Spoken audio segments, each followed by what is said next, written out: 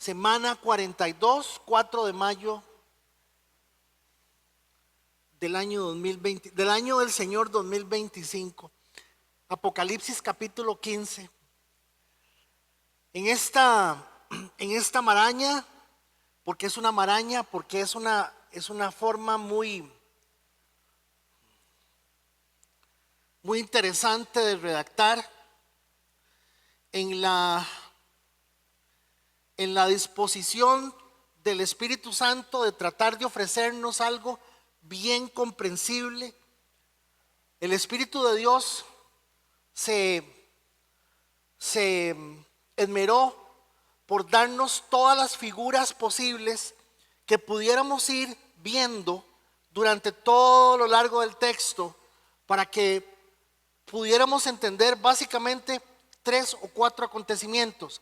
Es algo que usted y yo tenemos que tener en mente. Estamos hablando de 3 o 4 acontecimientos.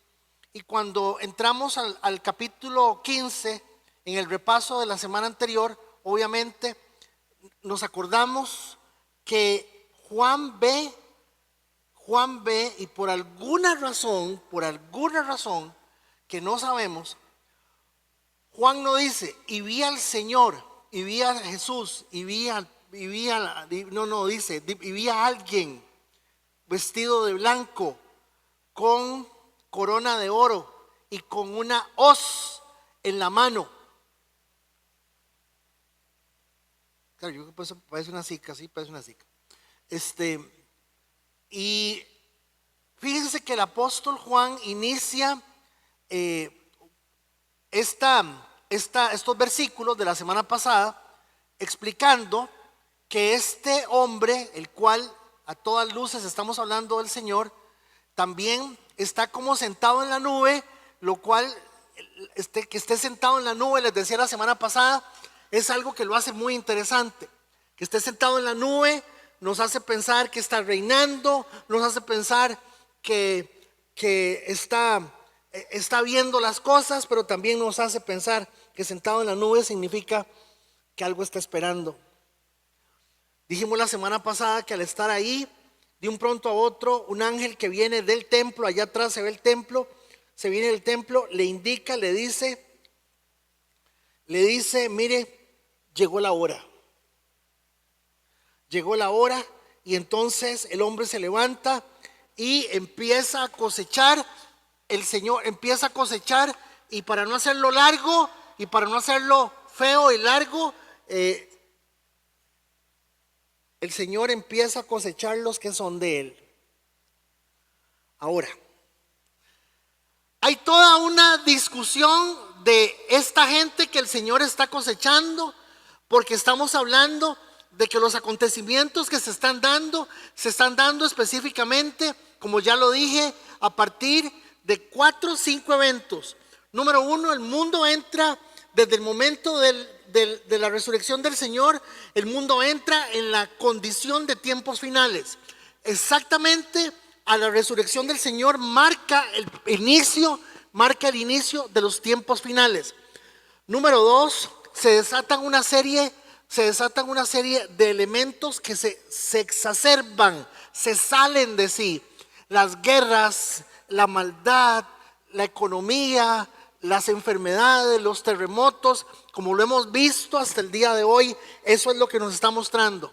Luego eso nos lleva exactamente al juicio final, nos lleva al momento del juicio final, y pareciera que en el momento del juicio hay también paralelamente una oportunidad para poder salvarse, para poder entregarle su vida al Señor. Y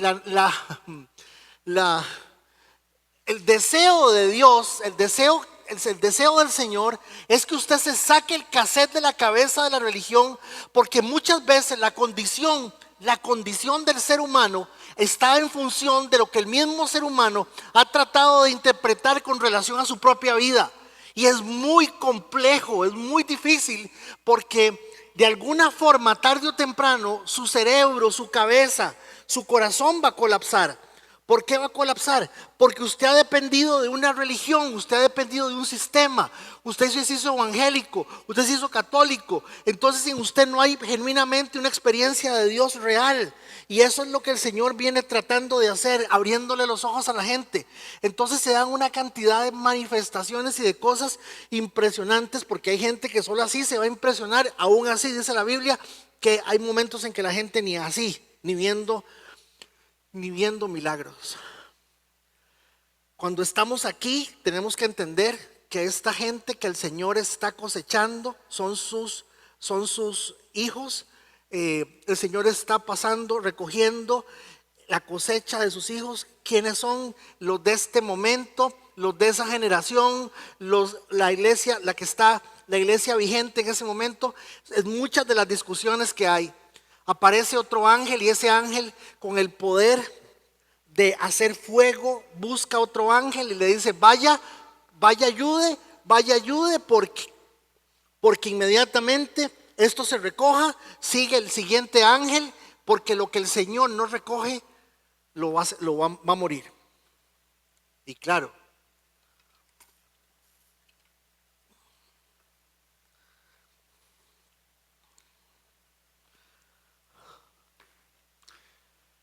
el diablo ha sido muy astuto, ¿verdad? Porque el diablo le ha hecho creer a usted y a mí de que se trata de ser bueno. Por eso es que a usted cuando se jalan la torta le dicen: pero usted no es que va a la iglesia.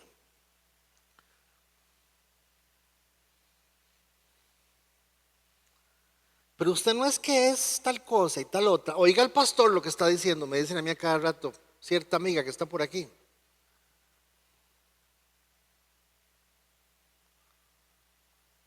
El diablo ha sido muy astuto.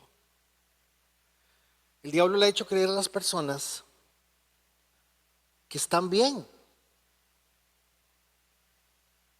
que Marta está bien, que Tita Sonia está bien, pero que eso que hizo fue un desliz.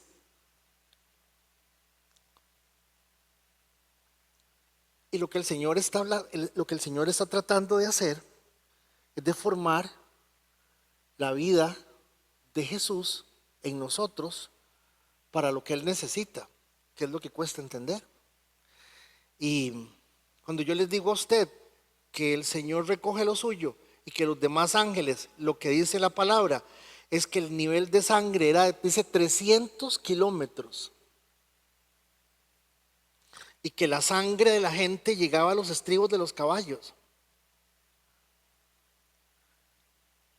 De ahí, ¿cómo se la pongo? Ya ahora hablar de cosas así no representan nada cuando uno ve en el teléfono las cosas que ve. Y ahora como la gente en las motos se mata como se mata, y aparecen sin cabeza, y aparecen sin brazos y sin nada. Uno ya ve estas cosas y uno dice: de ahí, esto es como una fantasía. La pregunta es: ¿por qué nos toca a nosotros enfrentar todo esto que estamos viviendo? ¿Por qué nos toca a nosotros, a esta generación? Aquí hay hermanos de 80 años. Don Juan Bautista tiene casi 100 años.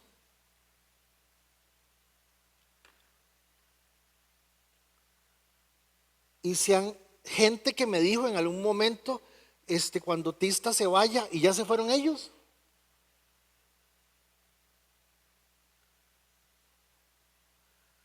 Usted no se hace la pregunta: ¿por qué Dios lo deja a usted aquí?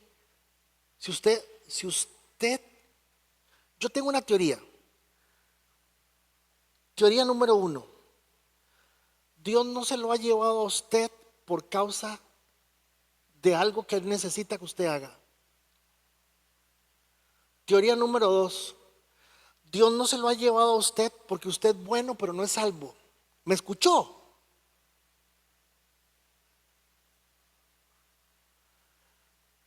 Y si usted es bueno y no es salvo,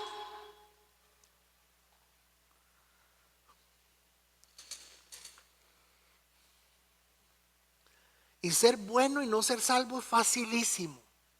Ser bueno es fácil, ser justo es imposible, a no ser que sea por medio del Señor. Entonces, ¿de qué se trata el 14 y el 15? El 14 y el 15 se trata del Señor haciendo así.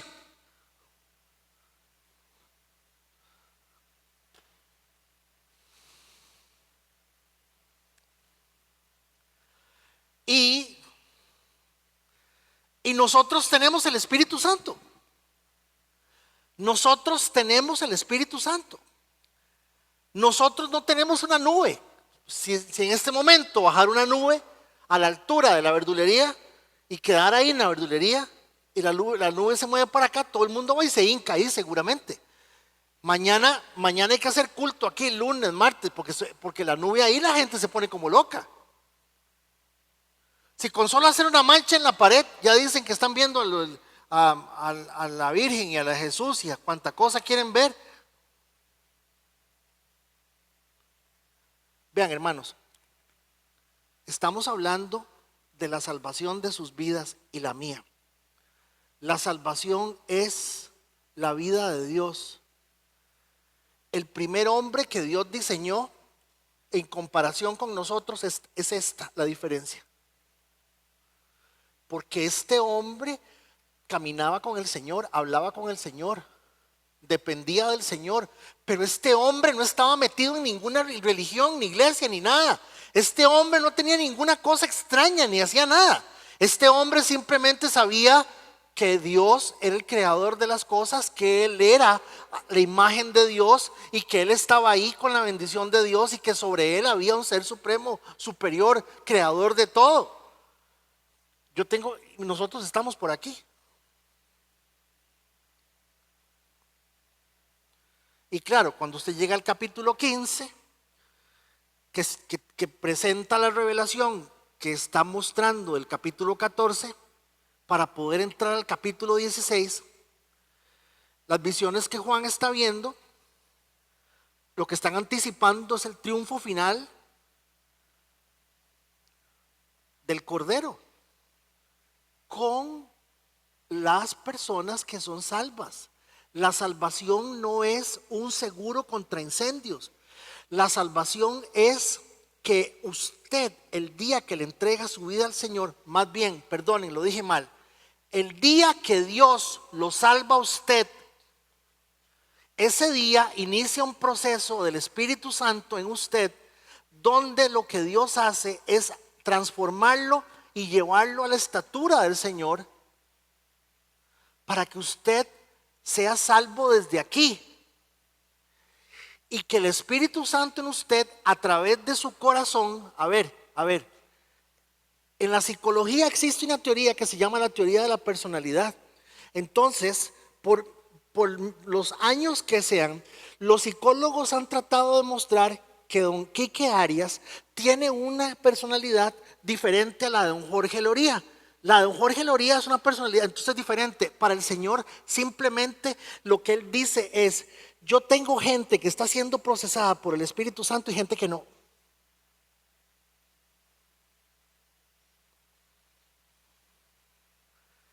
Pero claro, hay un as bajo la manga. ¿Cuál es? Amor, gozo, paz, paciencia, benignidad, bondad, mansedumbre. No provienen del alma, de nuestra alma. No, mi corazón no puede lograr eso. Provienen de la presencia del Espíritu Santo en mí. ¿Me están siguiendo? ¿Qué?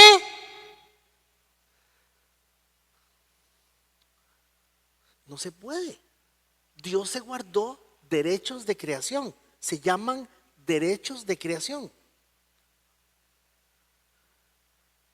Se la pongo peor. Nadie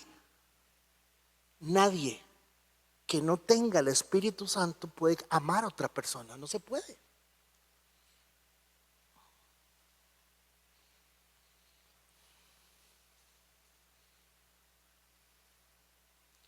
Es que yo no tengo paciencia.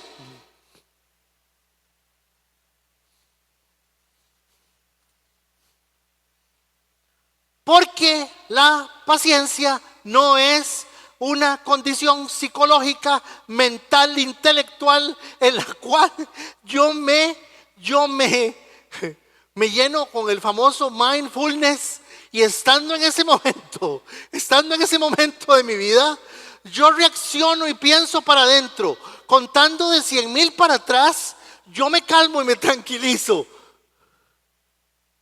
la palabra de Dios dice que la paciencia es fruto del Espíritu en cada uno de nosotros. Perdón, si usted no entiende eso, no lo entiende por una razón, porque no es salvo. La salvación tiene un estado aquí, aquí tiene un estado, aquí, aquí.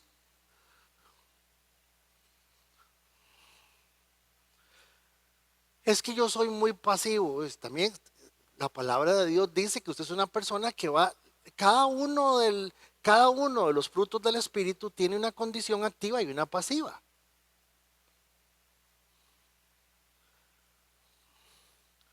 La condición pasiva del fruto del Espíritu es que yo puedo reaccionar como el Señor quiere que yo reaccione, porque el Espíritu Santo está en mí, no porque yo soy bueno, cargo, yo aprendí.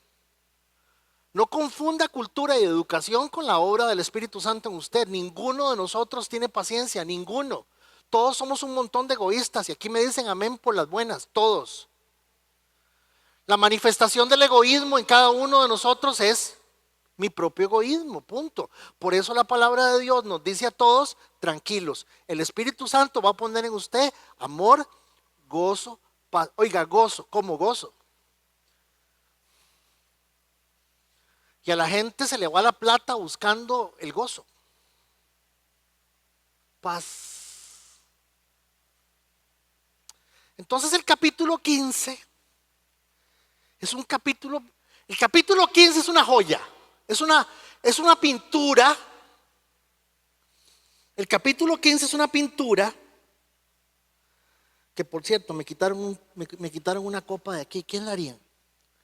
El capítulo 15 es literalmente una joya de la literatura apocalíptica.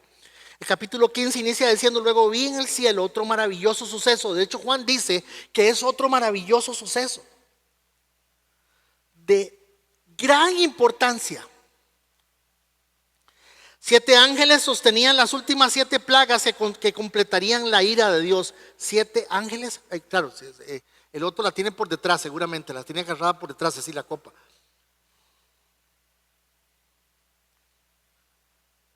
7 ángeles que sostenían las últimas 7 plagas. Y claro, cuando uno ve esto, de las últimas 7 plagas, lo que uno está viendo, genuinamente, lo que uno está viendo es el hecho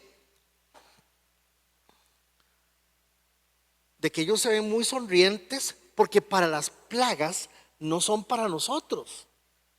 El evangelio del Señor, el evangelio de Dios, es una bendición para nosotros, es una belleza para nosotros, el evangelio. Pero quien no conoce al Señor, el evangelio es una sentencia de muerte.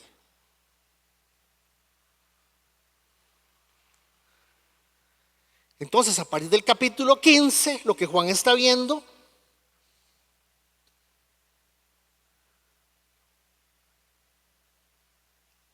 que las plagas que el Señor va a soltar al final, que es alusión a las plagas que se dieron en Egipto,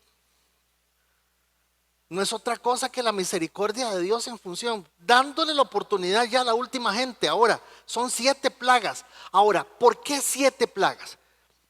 El número 7 es lo importante aquí, porque quién sabe cuáles son las plagas. Al decir las 7 plagas, está diciendo que esto es suficiente. Que si Dios tuviera que hacer algo suficiente, listo para castigar a la gente, aquí está, es esto. Entonces esto es lo que es extraño. Dice: luego vi el cielo otro maravilloso suceso de gran importancia. 7 ángeles sostenían las últimas 7 plagas que completarían la ira de Dios. Completarían la ira de Dios. ¿Por qué completan? Porque el otro ángel ya recogió con la copa de la ira. Acuérdense que venimos de una serie del 13, 14 y 15 de estar viendo ángeles con copas y ángeles diciendo: esto es esto, esto es esto. Y llegamos aquí y dice: esto completa lo que Dios va a hacer. Por eso dice que son 7.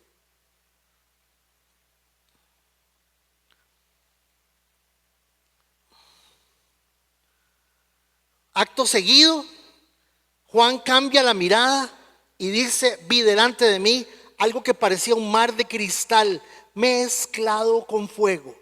Un mar de cristal mezclado con fuego. Sobre este mar estaban de pie todos los que habían vencido a la bestia y a su estatua y el número que representa su nombre. Todos tenían arpas que Dios le había dado. La gente que está en esta escena, estos que están aquí, es también muy interesante quiénes son. ¿Por qué? Porque claro, cuando estamos hablando de las arpas, esta escena combina el símbolo de la santidad, del juicio, de la victoria, y también el mar de vidrio. Ya había aparecido en el capítulo 4, el capítulo 4, verso 6 del libro de Apocalipsis, como una plataforma transparente ante el trono de Dios, semejante de cristal. Pero aquí hay algo interesante. No solamente hay agua, la parte de cristal, sino que también hay fuego. El mar está mezclado con fuego, lo cual añade el elemento de juicio, que refina, que da una gloria refulgente. ¿Por qué hay fuego ahí? No se sabe. Ahora, la pregunta es: ¿quiénes son estas personas? Y hay tres posiciones. Posición número 1. La primera posición dicen que estos son los hermanos cabezones. ¿Quiénes son los hermanos cabezones? Como los hermanos cabezones. Sí, estos son las personas que sabían del anticristo, que sabían del tiempo final, que estos son los hermanos que vivían su vida como les daba la gana. Vino el arrebatamiento y ellos se quedaron. Ellos se quedaron. La primera teoría dice que estos son los hermanos, la gente que conociendo tenían noción de la palabra de Dios, y ellos no quisieron cuando el anticristo ya otra vez, ahora sí adoren, porque sí habrá físicamente, según lo que hemos visto, sí habrá un modelo, un símbolo de lo que representa el humano, el ser humano, con esa estatua. Esto es como los hombres siempre lo han hecho, y ellos no se inclinaron, ellos no aceptaron la adoración. Ellos conocían de la palabra y dijeron: yo no lo hago.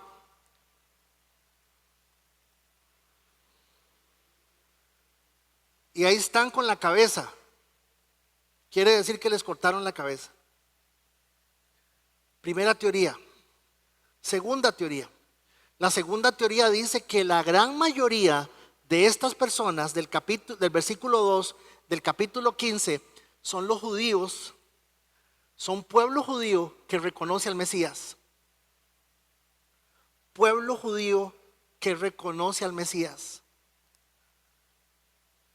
Y que en medio de la tribulación, en medio de todo lo que el anticristo está haciendo, al ver que se cumple la escritura, al ver lo que dijeron, al ver que estamos hablando del Mesías, del Señor, ese es el pueblo mayoritariamente judío que reconoce al Señor estando aquí. Tercera teoría, que me parece muy interesante. La tercera teoría dice que esta es la iglesia de todos los hermanos que estén vivos para ese momento.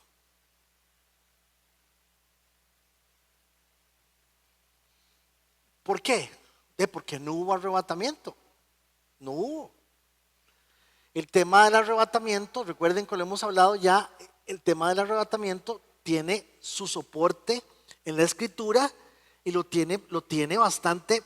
Es interesante cómo lo tiene, pero también podríamos darnos cuenta de que no necesariamente estamos hablando de un arrebatamiento, no necesariamente. ¿Por qué? Porque no es al 100% claro, mis hermanos. Lo que sí está claro es que Dios va a proteger a sus hijos, Dios va a proteger a su iglesia, Dios va a hacer la selección entre sus hijos y las personas que no son sus hijos.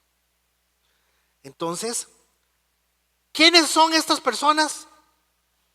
Yo no diría que esto es importante. Porque, por ejemplo, si hay arrebatamiento, usted no va a estar ahí. El Señor se lo llevó a usted en el arrebatamiento. 2, usted no es judío. 2, usted no es judío. 3, si esto no se da pronto, usted y yo nos vamos a morir antes de que esto pase.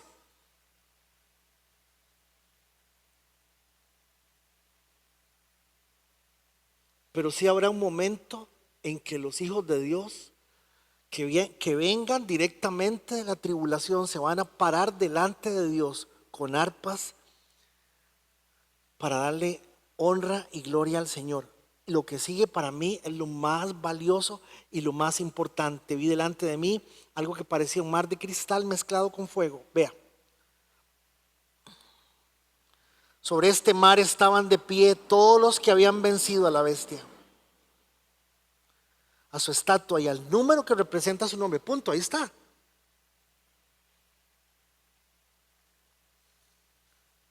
Ese todos no son todos. Ese todos son los que, 1, vencieron a la bestia, 2, vencieron a la estatua y 3, no se pusieron el número que representa la bestia. Punto, no son todos.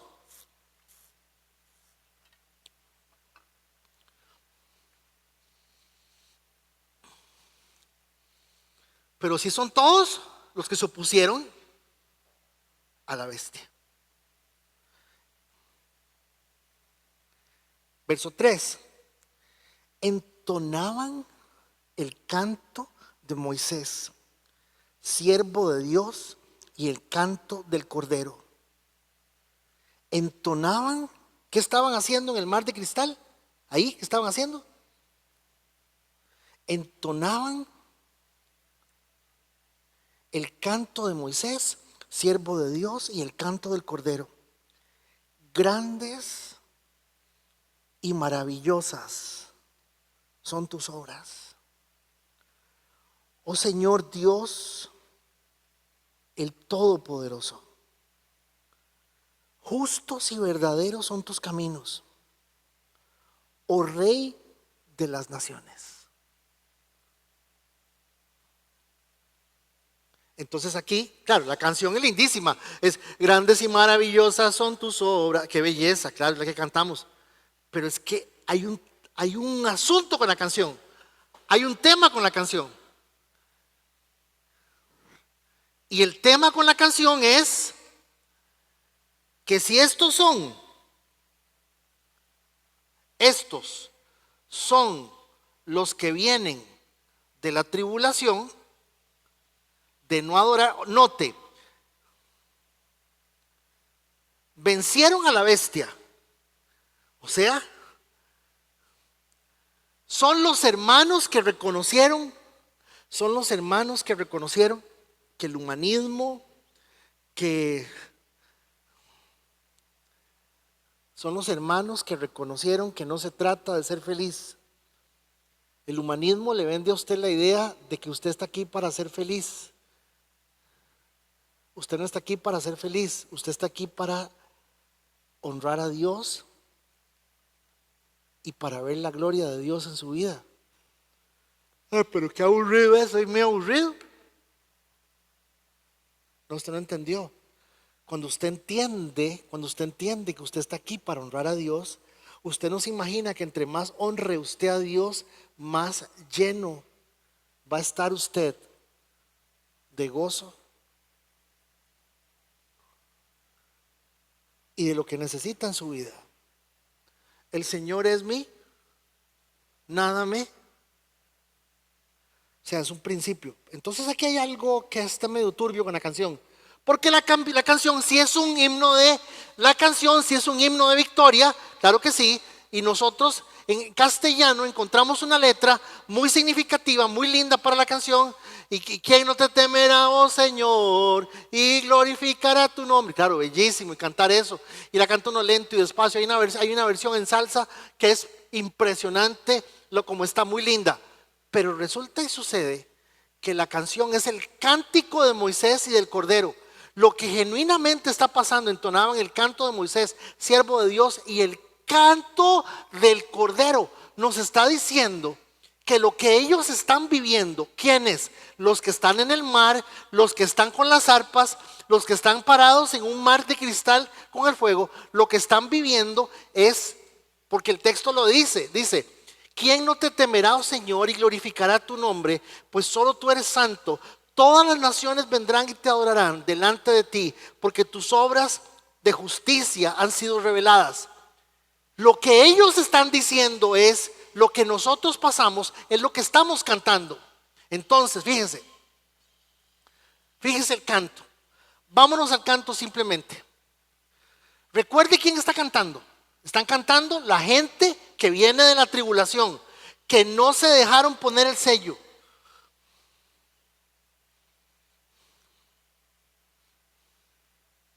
Que la pellizcó hasta el final, que murieron. Ellos entregaron su vida por causa del Señor. Entonces noten, el canto dice: grandes y maravillosas son tus obras, Señor Dios Todopoderoso. En el versículo 3 y 4 del capítulo 13, oiga, las multitudes se maravillan de la bestia y exclaman: ¿quién como la bestia? El falso asombro es desmentido por la obra de Dios. Lo que hace el canto es contrarrestar lo que ellos vivieron en la tierra. Justos y verdaderos son tus caminos, Rey de las naciones. La canción es un acto de proclamación. La canción lo que está diciendo es: nosotros pasamos por eso y sí vencimos. La bestia recibe poder para hacer guerra contra los santos y vencerlos, pareciendo injusticia, pero el cántico corrige esa percepción. Sigue diciendo el canto: ¿quién no te temerá, oh Señor, y glorificará tu nombre? Verso 15 del capítulo 13. La segunda bestia obliga a adorar a la imagen de la primera bestia. El mundo teme a la bestia y no teme a Dios. ¿Quién no te temerá, oh Señor, y glorificará tu nombre? Yo sí morí por temor a Dios. Eso es lo que están diciendo. Yo sí me morí. Yo sí entregué mi vida por temor a Dios. Wow. Dice: solo tú eres santo. Capítulo 13, verso 11. Vean el 13. Estamos en el 15. Estoy leyendo, me estoy devolviendo al 13, porque el canto responde a lo que ellos están viviendo. La segunda bestia se presenta como cordero, apariencia de santidad, pero habla como dragón, la falsa santidad desenmascarada. Por eso ellos dicen: solamente tú eres santo. Todas las naciones vendrán y te adorarán. Versículo 8, capítulo 13. La adoraron todos los moradores de la tierra. ¿Lo ven? Señor, te van a adorar a ti, porque allá en la tierra la adoraron todos los moradores de la tierra cuyos nombres no estaban escritos en el libro del Cordero. Falsa adoración masiva corregida por la adoración verdadera en el cántico. Tus juicios se han manifestado. Versículo 14, versículo 10, verso 14 del capítulo 14. Aquellos que adoran a la bestia beberán del vino de la ira de Dios. Verso que Apocalipsis 15 anticipa que este juicio es glorioso y justo. El canto que cantamos como una canción muy linda no es otra cosa que un canto de victoria por lo que sufrí al morir en esta tierra por causa del Señor. ¿Me están entendiendo por dónde va la cosa? ¡Wow! No es cualquier canción. Estamos cantando un canto de gente que ya pasó por donde asustan. Dejémoslo aquí. Dejémoslo aquí. 2 versículos vimos. Y yo creo que nos queda bastante para analizar con respecto a esto. ¿Por qué? Porque el capítulo 15 fundamentalmente es el preludio, el preámbulo al desenlace final de todo, a todo lo que viene. Pero claro, les recuerdo que estamos viendo en detalle el detalle de las escenas que se están dando exactamente, para decirlo fácil, el mismo día. El día que Juan Santamaría quemó el mesón a manos de don William Walker, que don William Walker no es necesariamente lo que ustedes piensan que es, pero el día que don Juan Santamaría quemó el mesón, La historia que cuentan los soldados mercenarios pagados por el ejército de William Walker es una historia completamente diferente. William Walker fue presidente de Nicaragua, un periodo muy corto, pero fue presidente de Nicaragua. La historia que él cuenta, la historia que cuenta Juanito Mora, la historia que cuenta los soldados compañeros de Juan Santamaría, cada uno la está contando de una forma diferente, lo mismo que Apocalipsis, con el detalle que el Espíritu Santo se da el lujo de contar cada una de las cosas en función de cómo los eventos se van resolviendo, se van dando, se van presentando. ¿Y cómo fue que se salvó? A ver, una pregunta.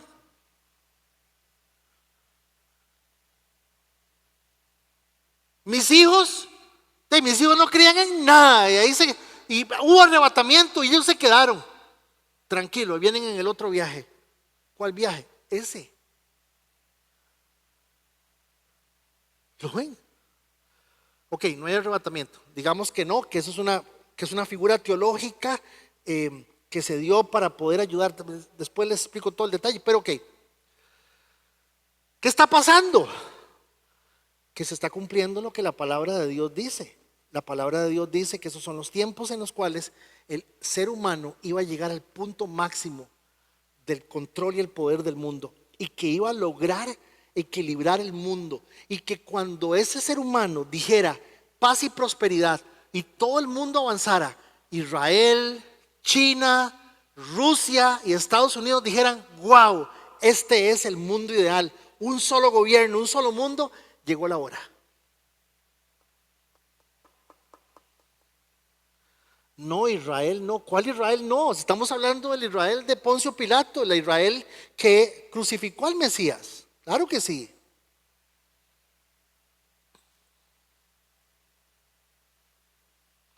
Es que la profecía de San Malaquías dice que si el Papa es negro, entonces es el último Papa. Perdón, ¿y si la gran ramera no es la Iglesia Católica y es Israel? Lo vemos de hoy en 8. Cierre sus ojos.